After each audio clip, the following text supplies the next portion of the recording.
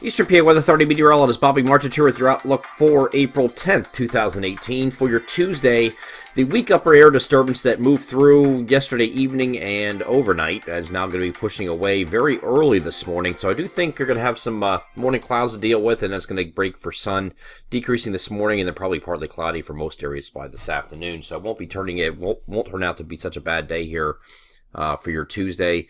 The global models are showing something very early here in the morning, and there really isn't much. If we go over to the NAM high-res future simulated radar, starting us off at 5 a.m., this is all that's left. You got a couple, little spotty scattered stuff here going on at 5 o'clock in the morning, but after that point, it just continually gets less and less coverage of that. By the time we get to 8, there's barely a blip of anything across the area. Maybe it's a stray rain or snow shower in places, but that's it. And then here's late morning. There's absolutely nothing on the map.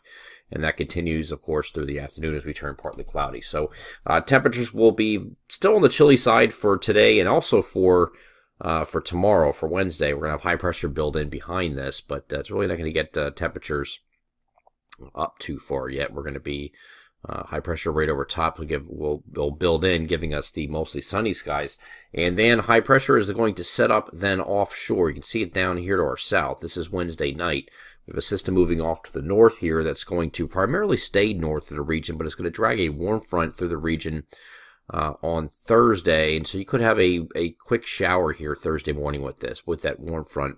And you can see that's mainly for our northern areas.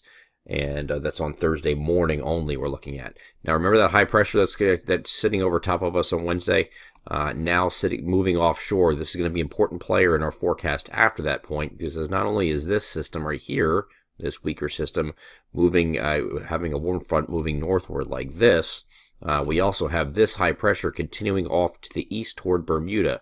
And if you are familiar with how this works in summertime, when you get one of these big high pressures sitting over or near Bermuda, it's called the Bermuda High or the heat pump high.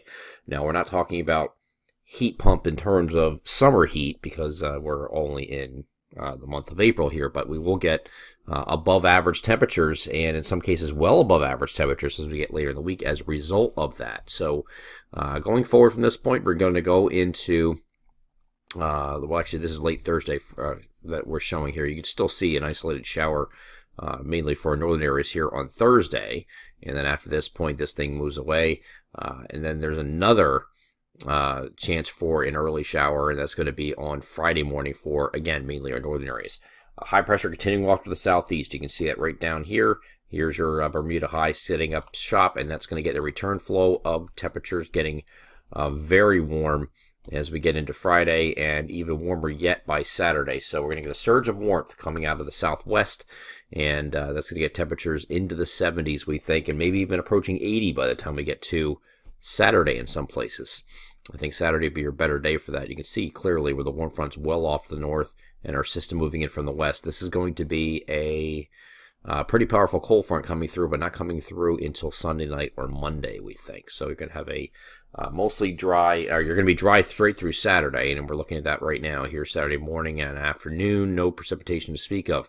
Now, we do have high pressure off to the north here. This is going to be an important player too, because with this high pressure, once it gets established right over here, it's not quite there yet. Once it gets established over northern New England, it's going to create, with that flow around it, a northeasterly wind and a backdoor cold front that's going to come through a portion of our area. Now, how far southwest does this get is still in question.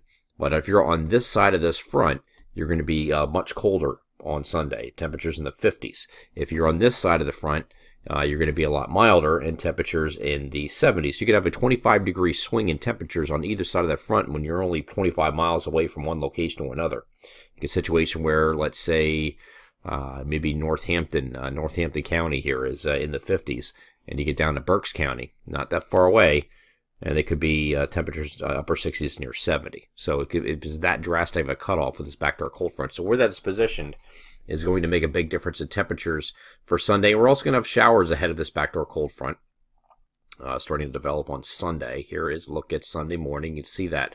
Now here's your backdoor cold front. You can see the high pressure is now sitting up here, and you can see where the isobars are pointed. They're pointed inward like this. See that? See how the isobars are pointed in? That's an indication that there's a backdoor front setting up somewhere in here that's going to be pushing down from the southwest thanks to that high pressure off to the north.